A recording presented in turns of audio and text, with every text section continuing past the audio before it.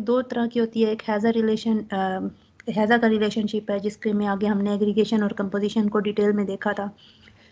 इसी तरीके से एसोसिएशन की जो दूसरी टाइप है वो है इज़ अ रिलेशनशिप, जो कि आज के लेक्चर में हमने देखना है।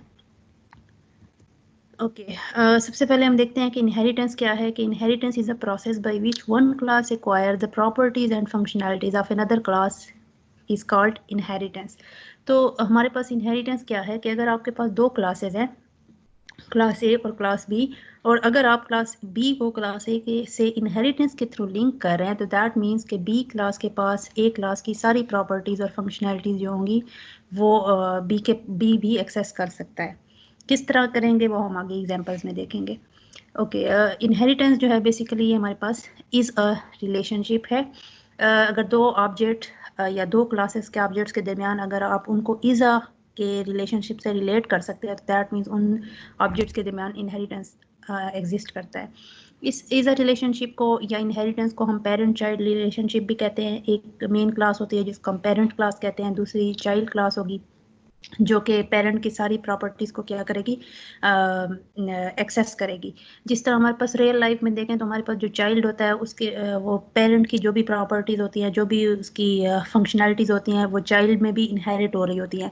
तो बिल्कुल इसी तरीके से जावा प्रोग्रामिंग में भी हमारे पास जो चाइल्ड क्लास होगी वो पेरेंट क्लास की प्रॉपर्टीज़ और फंक्शंस इसमें इनहेरिट हो जाएंगे, और चाइल्ड क्लास भी उन प्रॉपर्टीज़ को एक्सेस कर सकता होगा।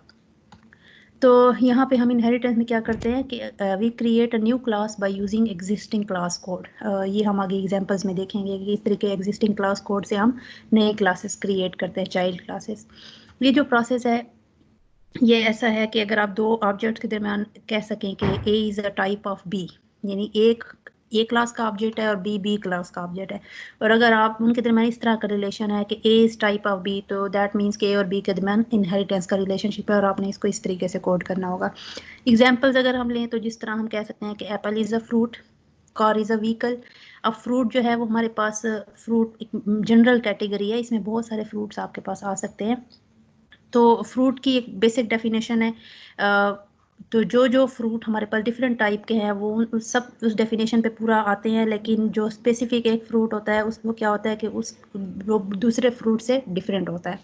तो इसी तरीके से एप्पल की अगर आप क्लास लिखते हैं और फ्रूट की एक क्लास लिखते हैं, तो फ्रूट जो है वो पेरेंट क्लास होगी और एप्पल हमारे पास चाइल्ड क्लास होगी। और हमारे पास क्या होगा कि यहाँ पे इज़ा का रिलेशनशिप है, तो बेसिकली ये इनहेरिटेंस के अंडर आता है, तो इनहेरिटेंस से ये लिंक होते हैं। इसी तरीके से दूसरी एग्जांपल है कार इज़ अ व्हीकल। तो व्हीकल जो है वो एक जनरल क्लास है, पेरेंट क्लास है, इसको बड़ी क्लास भी आप कह सकते हैं। तो ये जो पेरेंट क्लास है इससे आप एक छोटी व्हीकल बहुत सारी टाइप के हो सकते हैं, एरोप्लेन भी व्हीकल है, बाइसिकल भी व्हीकल है, ट्रक भी व्हीकल है, कार भी व्हीकल है। तो इसी तरीके से कार जो है वो उसकी एक सब क्लास है, ये सुपर क्लास कह लें, ये सब क्लास कह लें। तो कार इज़ अ व्हीकल, ये भी इनहेरिटेंस का रिलेशनशिप है। इसी तरीके से रेक्टेंगल इज़ अ शेप बहुत टाइप की हो सकती हैं, rectangle is one form of shape. इसी तरीके से फ्लावर बहुत सारी टाइप के हो सकते हैं, रोज़ इज़ अ फ्लावर। तो फ्लावर की अगर आप क्लास लिख रहे हैं, रोज़ की क्लास लिख रहे हैं, तो इन दोनों के जो ऑब्जेक्ट हैं वो इनहेरिटेंस से लिंक्ड होंगे। और सेम एक दूसरी जो लास्ट एग्जांपल है वो dog is an animal. Animal बहुत सारे टाइप्स के हो सकते हैं, तो dog is one type of animal. तो डॉग सब क्लास होगी और एनिमल हमारे पास मेन क्लास होगी, जिसको हम सुपर क्लास भी कह सकते हैं।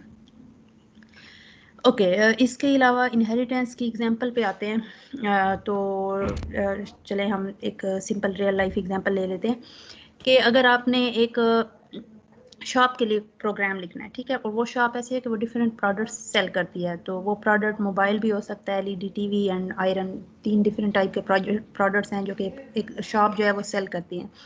तो हमारे पास अगर हमने इन प्रोडक्ट्स को कोड करना है, यानी मोबाइल को एलईडी टीवी के सारे जो इंफॉर्मेशन वगैरह और आयरन जो इसने अगर हमने इनकी क्लासेस लिखनी है, तो हमने मोबाइल की क्लास लिखनी है, तो उसमें हमने मोबाइल के जो प्रॉपर्टीज़ होंगे, मे बी प्रोडक्ट आईडी होगी, प्रोडक्ट नेम होगा, प्रोडक्ट प्राइस होगी, हर मोबाइल की अपनी प्राइस होगी। इस तरह हर मोबाइल की रैम की इंफॉर्मेशन, ऑपरेटिंग सिस्टम की, एसडी कार्ड की, ये मोबाइल क्लास की इंफॉर्मेशन होगी। बिल्कुल इसी तरीके से अगर हम एलईडी टीवी की क्लास पे आएँ, तो उसमें ही प्रोडक्ट आईडी होगी, product name, product price, brand name, technology कौन सी यूज़ हुई एलईडी टीवी में, ये एलईडी टीवी की प्रॉपर्टीज़ वगैरह हो गई। थर्ड हमारे पास आता है आयरन की क्लास। आयरन की क्लास में भी कुछ स्पेसिफिक प्रोडक्ट आईडी होगी, प्रोडक्ट नेम, प्रोडक्ट प्राइस और मॉडल कौन सा है आयरन का। तो ये हमारे पास 3 डिफरेंट क्लासेस होंगी एक शॉप के लिए। तो अब ये जो सारी तीनों क्लासेस हैं इनमें हम एक चीज़ देख रहे हैं कि कुछ इन्फॉर्मेशन जो है वो रिपीट हो रही है। यानी मोबाइल क्लास में भी चाहे मोबाइल का प्रोडक्ट है, चाहे वो एलईडी टीवी प्रोडक्ट है, चाहे वो आयरन प्रोडक्ट है, शॉप कीपर जो है उसने हर प्रोडक्ट को कोई आईडी असाइन की हुई है, ठीक है, जो उसके कंप्यूटर में सेव होगी। हर प्रोडक्ट का कोई स्पेसिफिक नेम है उसकी टाइप के अकॉर्डिंग। हर प्रोडक्ट की अपनी कोई स्पेसिफिक प्राइस है, चाहे वो मोबाइल है, चाहे वो आयरन है, चाहे वो एलईडी टीवी की कोई टाइप का कोई ऑब्जेक्ट है, उनकी अपनी कोई प्राइस है। तो ये जो 3 चीज़ें हैं बेसिकली ये प्रॉपर्टीज़ तीनों क्लासेस में रिपीट हो रही हैं। इसी तरीके से अगर आपने सेट गेट के फंक्शन लिखे हुए हैं तीनों क्लासेस में, तो सेट में भी यहाँ पे प्रोडक्ट आईडी नेम प्राइस आप सेट मोबाइल क्लास में भी करेंगे, गेट में भी इनको प्रिंट करेंगे, एलईडी टीवी में भी इनको सेट किया जाएगा, प्रिंट किया जाएगा गेट फंक्शन में। इसी तरीके से आयरन की क्लास में भी यही काम रिपीट होगा।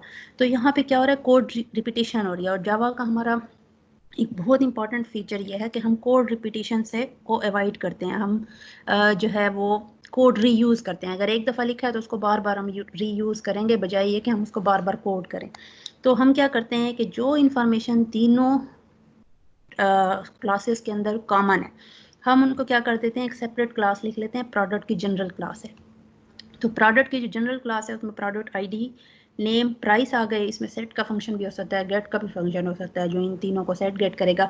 बाकी जो एलईडी टीवी हो गई, मोबाइल हो गया, आयरन हो गया, ये जो क्लासेस हैं ये हमारे पास सब क्लासेस होंगी। प्रोडक्ट हमारी सुपर क्लास हो गई, मेन क्लास हो गई, एलईडी टीवी आयरन और मोबाइल हमारी सब क्लासेस हो गई।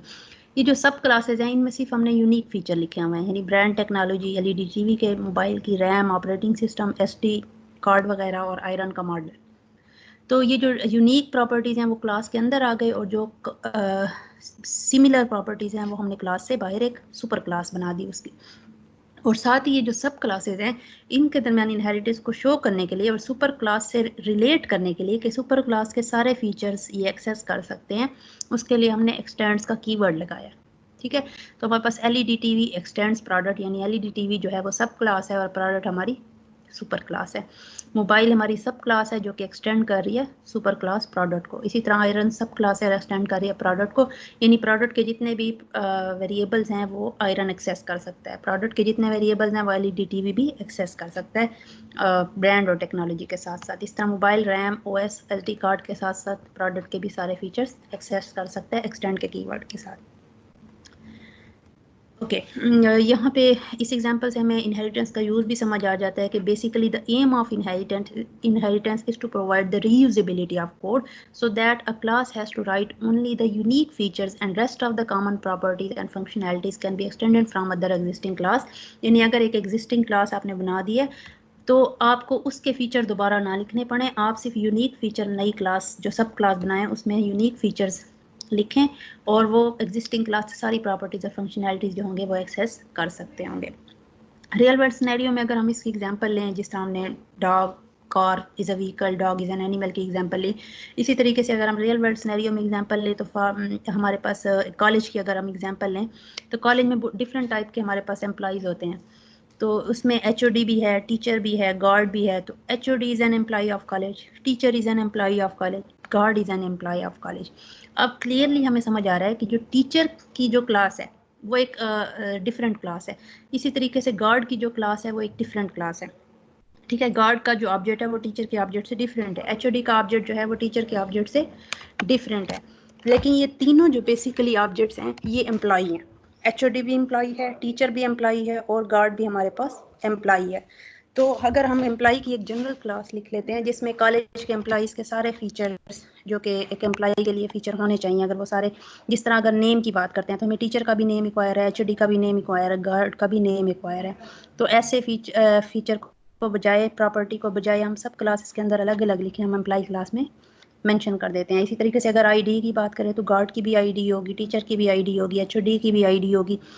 तो बजाय हम तीनों दफ़ा अलग अलग इन तीनों क्लासेस में आईडी को मेंशन करें, हम एम्प्लॉय क्लास में आईडी को लिख लेते हैं। फिर इन तीनों जो क्लासेस के यूनिक फीचर्स होंगे वो हम इन क्लासेस के अंदर लिख लेंगे। तो बाकी हम आगे एग्जांपल्स में देखेंगे कि इस तरीके से हमने कोड करना है।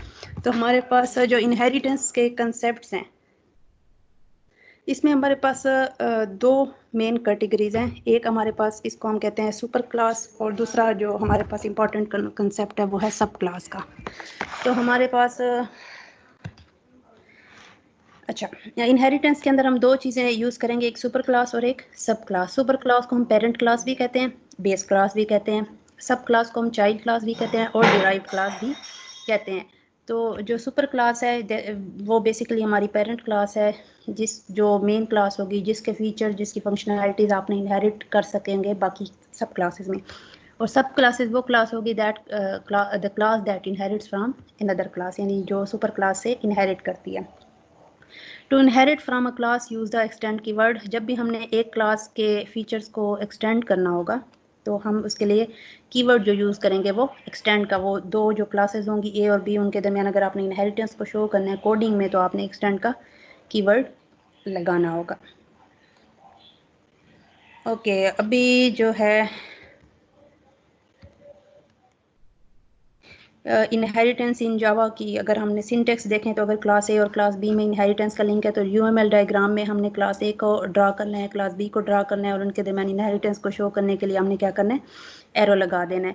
और इसी तरीके से अगर आपने क्लास ए को कोड किया है, क्लास ए पब्लिक क्लास, इसके अंदर फीचर्स आपने फंक्शनैलिटी लिखे हैं, और क्लास बी जो है वो क्लास ए की सब क्लास है, तो आप क्या करते हैं, पब्लिक क्लास बी एक्सटेंड्स ए। तो क्लास बी एक्सटेंड्स ए का मतलब ये है कि बी आपको अब अपनी चाइल्ड क्लास बना दिया और ए को आपने पेरेंट क्लास बना दिया। ओके, अब जो हम इसकी एग्जांपल होंगी कोडिंग के साथ वो अब हम देखेंगे नेक्स्ट लेक्चर में इंशाल्लाह।